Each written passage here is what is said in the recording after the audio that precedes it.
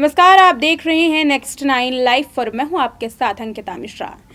जिया खान के बारे में लगातार अब सुर्खियां ज़्यादा बन गई हैं। आपको बता दें, जब से अदालत से सूरज पांचोली बरे हुए हैं तब से लगातार जिया खान की लव स्टोरी को लेकर के बातचीत की जा रही है। बताते चले कि एक और जहां जिया खान और सूरज पांचोली की मुलाकात एक फेसबुक के ज़रिए हुई थी। फेसबुक के प्लेटफॉर्म पर 1 साल तक ये दोनों संपर्क में रहे थे। हालांकि लेटेस्ट इंटरव्यू में सूरज पांचोली ने कहा है कि उनकी जो मुलाकात थी, उनकी जो एक दूसरे से पहचान थी, वो 6 महीनों की थी और 5 महीनों तक वो रिलेशनशिप में रहे थे। ये बयान और फेसबुक की मुलाकात, ये दोनों आपस में मिलते जुलते हुए नज़र नहीं आ रहे हैं। लेकिन अगर बात करें यहाँ पर फेसबुक की, तो फेसबुक पर ये दोनों 1 साल तक एक दूसरे के साथ संपर्क में रहे। उसके बाद ही धीरे धीरे परिवार वालों को भी इसके बारे में जानकारी हो गई। सोशल मीडिया पर अलग अलग जगह खबरें ज़्यादा तेज़ हो गई और साथ ही सुर्खियों में ये भी आने लगा कि जिया खान और सूरज पांचोली के रिश्तों में दरार आ गई है। बताते चले कि कंट्रोवर्सी इतनी ज़्यादा बढ़ गई कि लगातार बातें होती रहीं कि जिया खान के साथ मारपीट की जाती है।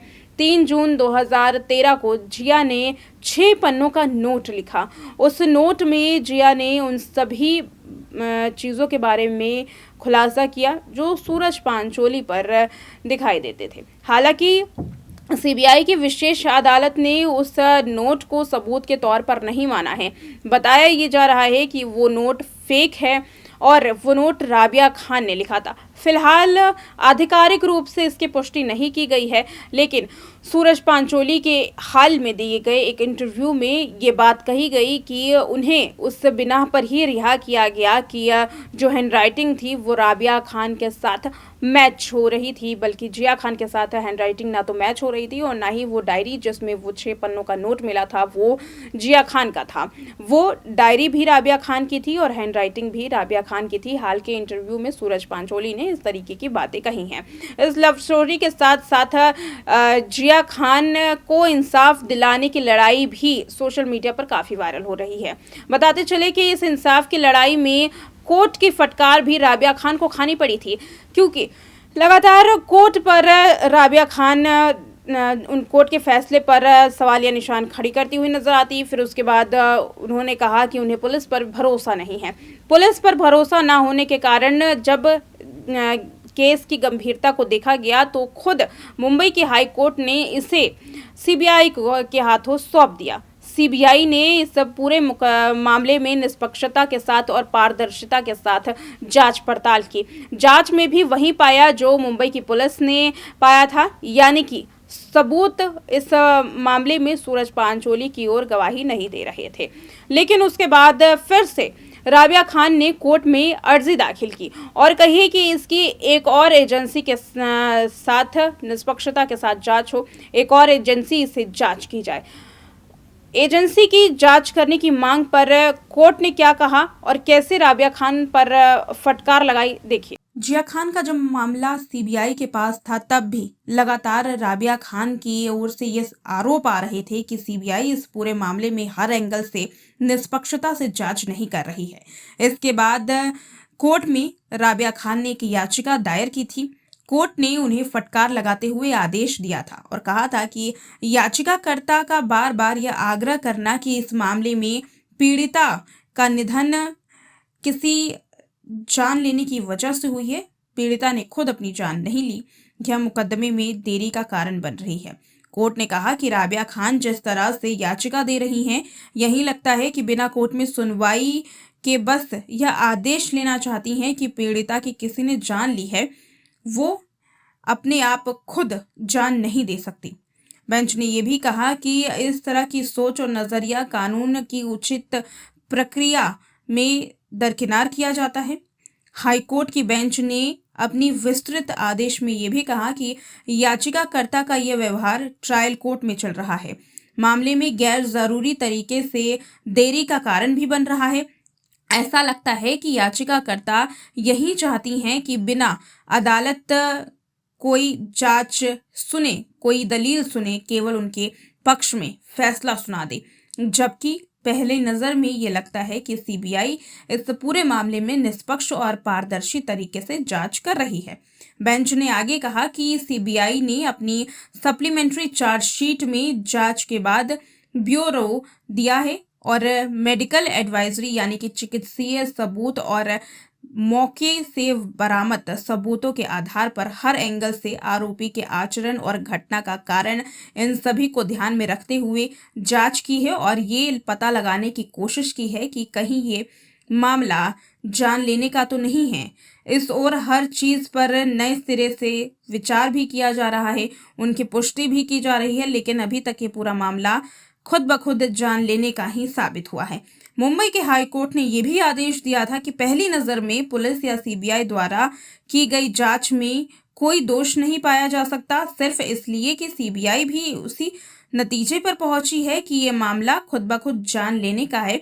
इससे एजेंसी की जांच प्रक्रिया पर सवाल नहीं उठाया जा सकता, साथ ही उन्हें आगे किसी और जांच के लिए नहीं बढ़ा सकते। हम अपने क्षेत्रीय अधिकार क्षेत्र से जाकर एफबीआई को मामले की जांच करने के निर्देश नहीं दे सकते। तो देखा आपने इस वीडियो में कि कैसे कोर्ट ने राबिया खान को फटकारा था। उन्होंने साफ कहा कि बार बार राबिया इस तरीके की मांग कर रही है, ये केस को और भी कमज़ोर कर रहा है और केस की सुनवाई में देरी कर रहा है। यही बात थी कि ये जो मामला था वो 10 सालों तक लंबा चला और इस मामले में आखिरकार कोर्ट ने भी वही मंजूर किया जो जिस तरीके से सीबीआई के पास सबूत और पुलिस के पास सबूत मिले थे। पुलिस और सीबीआई दोनों का ही कहना था ये जान लेने का मुकदमा नहीं है, बल्कि इसमें खुद जिया खान ने अपनी जान दी है। हालांकि मां का कुछ और ही कहना था। राबिया खान ने कहा कि इसमें किसी दूसरे शख्स द्वारा उनकी बेटी की जान ली गई है। हालांकि कोर्ट ने सीबीआई की दलील और पुलिस की दलील को सही माना। कोर्ट ने भी ये माना कि जो तमाम सबूत नज़र आ रहे हैं उसमें ये साफ देखा गया है कि जिया खान ने अपनी जान खुद ली है, बल्कि किसी दूसरे शख्स का इसमें कोई भी हाथ नहीं है। और साथ ही कोर्ट ने ये दलील भी दी कि जिया खान की प्रवृत्ति पहले से ही आत्मघाती थी। ये बात सूरज पंचोली ने भी बताई थी। सूरज पंचोली ने भी कहा था कि राबिया ने कई बार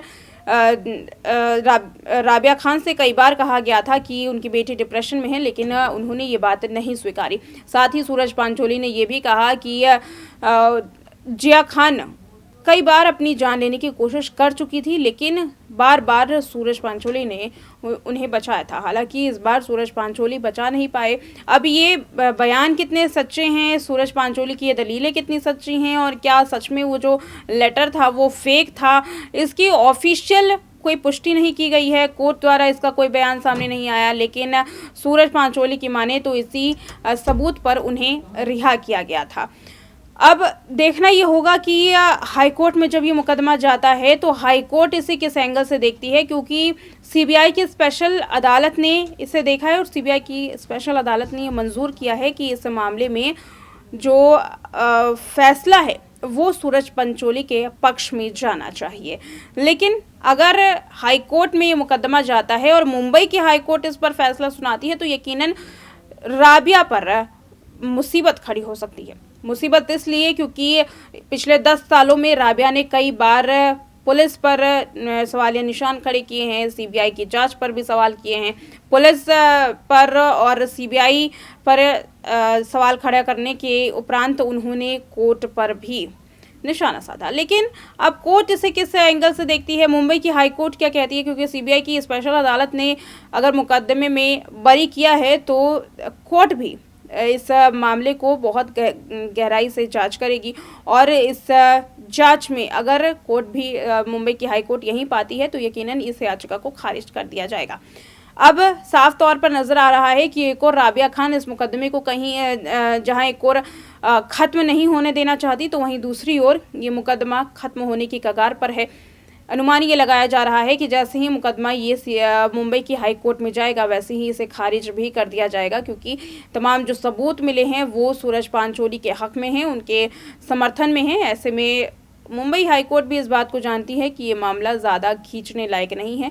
वैसे भी इस पूरे केस में 10 साल पूरे हो चुके हैं। 10 साल में केस में कई उतार चढ़ाव देखने के लिए मिले। अनुमान ये लगाया जा रहा था कि व्हाट्सएप चैट और उसके बाद ये एक लंबा चौड़ा खत सूरज पांचोली को सज़ा दिलाता, लेकिन ऐसा साबित नहीं कर पाई पुलिस और न ही सीबीआई, जिससे सूरज पांचोली बरी हो गए और अब सूरज अपनी एक नई ज़िंदगी शुरू करने वाले हैं। देखते हैं कि ये ज़िंदगी इनकी कितनी कामयाब हो पाती है। फिलहाल आज के इस रिपोर्ट में इतना ही। देखते रहें नेक्स्ट 9 लाइव।